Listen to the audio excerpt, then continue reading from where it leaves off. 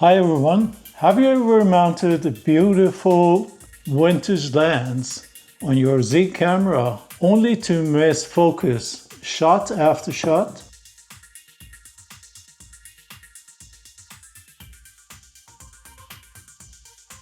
The good news is that Nikon Z cameras are one of the best cameras ever made for manual focus photography. With just a few settings, you can make focusing faster, easier, and surprisingly more accurate. In this video, I'm going to show you how I'm going to set my Nikon Z6 camera to get consistently sharp photos with vintage lenses. So stay with me and let's get started.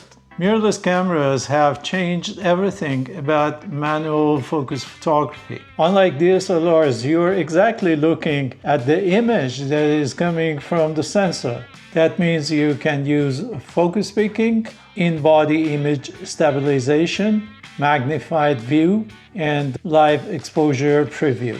This makes adopting classic Nikon lenses like AI, pre-AI, and AIS, and many vintage third-party lenses a joy. In order to use classic F-mount lenses with your Z-series camera, you need to have an FTZ adapter. It's FTZ meaning that F-mount to Z-mount. So non-CPU lenses do not have electronic contacts, so they cannot communicate with the camera, and the camera doesn't know what focal length or what the maximum opening of the aperture are on these lenses. So in order to use this beautiful 70-210 Nikon F4 or this 35mm f2.8 and this 55mm 1:1 macro f3.5, I have to tell my camera what are these lenses. So without any further ado, let me show you how to register them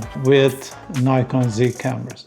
I'm gonna add two non-CPU lenses. I'm going to photo shooting menu and then scroll down to wrench and non-CPU lens data. You can register up to 20 lenses here. So my number one lens is gonna be the 55mm macro lens, and its aperture is 3.5. Now if I go to number two, I'm gonna register a 35mm f2.8. I'm done over here. So anytime I need to use the 35 or 55, the camera is going to recognize focal length and the maximum aperture. Next step is to turn on focus peaking. Focus peaking highlights the edges of your image that are sharp. When you're photographing landscape, portraits, or architecture, focus peaking is very helpful. And when you go to the menu, you get the options of how intense you want the focus peaking. You can choose from low to standard and high. So let me show you how to set it up. For setting focus peaking, go to photo shooting menu, go to pencil, A focus, and A12 is focus peaking.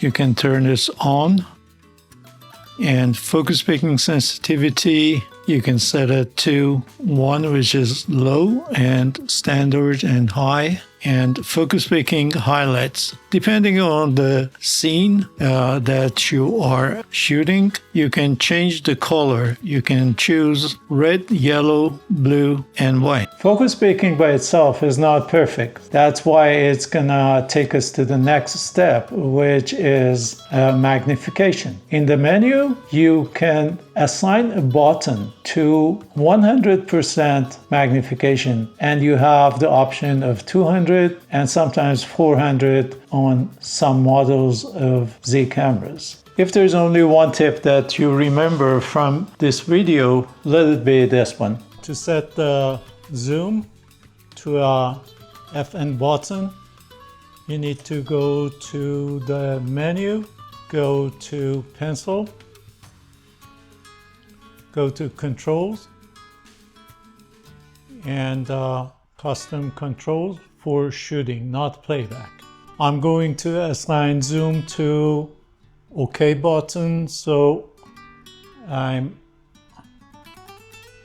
going to set it to zoom on and off. And you can choose between 50%, 100%, 2 or 400. I'm gonna set it to 100, and you're done. So if I push OK button, you can see that it zooms to 100%, and I can do the precise focusing using this feature. And when you push OK button, it goes back to normal view.